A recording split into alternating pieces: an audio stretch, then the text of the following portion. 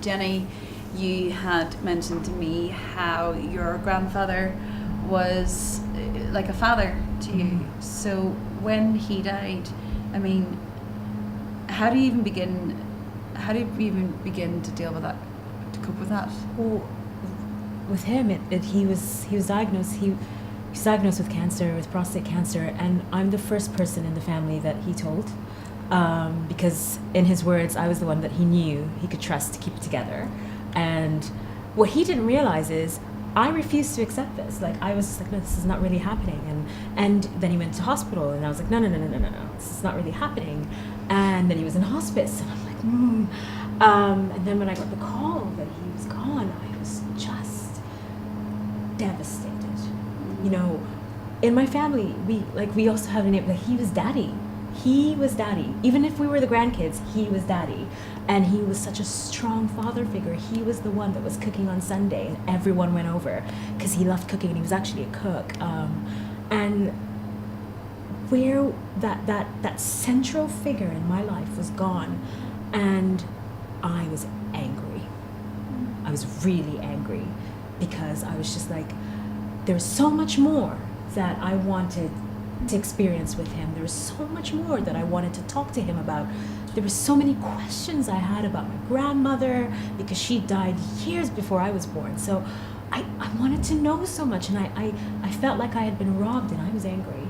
And that anger didn't really, I didn't really express it. I kept it in. So, but what I did was I distanced myself from my family, or from my dad's side of the family, because he was my grandfather on my dad's side of the family. And I dealt with the grief by boxing it in and pretending it didn't exist. And then sometimes I'd look into it and be like, and then shut it. And that's not a healthy thing to do. I think of him every day.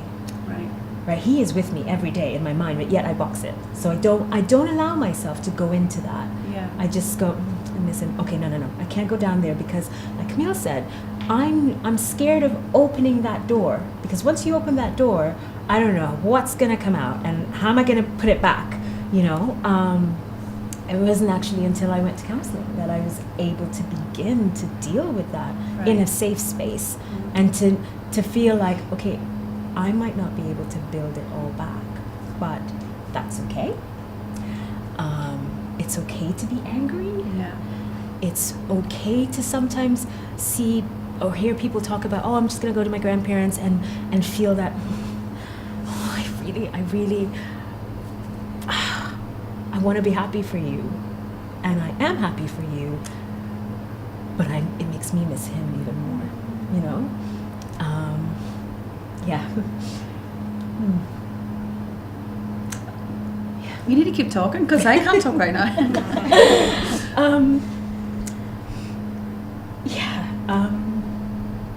Tell me this then, Genny. How much of, you were talking about the box, or that box we put on the shelf, and then we take it down, and then we have a look, and then we put it back on the shelf. Do you feel that, you realized this a couple of years ago now? Do you think that the boundaries that you have on that now are healthy, or not quite there yet? Yes, they are way healthier, and I think counseling really helped, because like Camille, I like to be happy. Happy is good.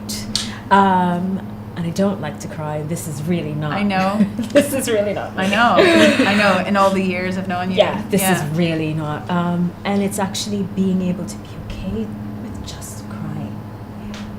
Just letting it go, because that doesn't mean that you've let everything else go. And, it also doesn't mean that you're weak. Yeah. It's actually a real strength. We've been given crying as a form of healing. And I think, again, that's something that I think a lot of people are being robbed of, is the form of crying. Yeah. Because society, older generations, whatever, we're told, stiff upper lip, we're told, suck it up.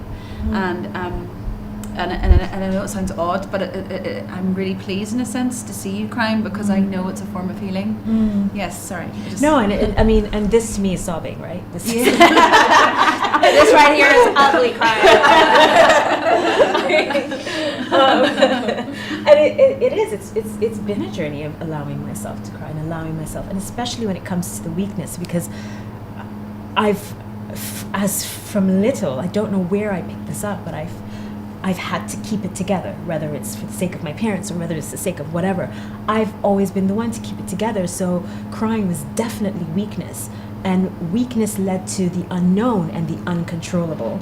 And that was not somewhere I wanted to go. And so being able to go, well, it's life. Like, you've got to be able to deal with this. And sometimes it means just crying because that's all you can do because you don't have the words or the feelings or whatever. I think what I'd love to say about that is the difference between weakness and vulnerability. I think that's perhaps where we've been getting it confused. Yeah. Is that we think that if we are going to open and let ourselves be upset and we say, okay, well, in this moment I'm just going to let myself be weak. It's like, no, that's actually letting yourself be vulnerable. And I think there is real strength in that vulnerability. You know, for me, all of you opening your heart today, all I'm seeing is strength. You know, you might feel like at your weakest, but it's at your weakest that you're actually the strongest. You know, that's when the light is shining out of you. That's, you know, your vulnerability is just, yeah. So now I find different ways of celebrating him. And for me, that is in the kitchen, because that is where I know him. That's where we had our best moments. I'll find myself singing a song and I realize, oh, that's the song we used to sing together. Really? And we, you know, it would be Nat King Cole or something, but we would hum together in the kitchen, and that is how I celebrate, you know, the beauty of his life. That's beautiful, and it doesn't make me sad anymore. Yes. That doesn't make me sad anymore, which that surprises me sometimes, you know, Yes. because sometimes I find myself going, oh, should I be feeling this happy? You know, like, is it okay to be happy? But yes, it is, you know. And that's a journey.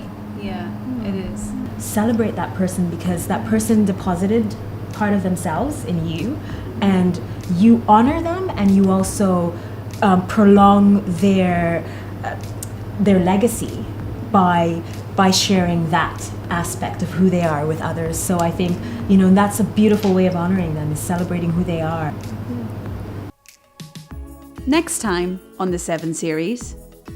And I used to sit in my room and be like, I can't think of anything. It was almost like my mind had just gone into like this freeze of, I guess, trying to help me get through it.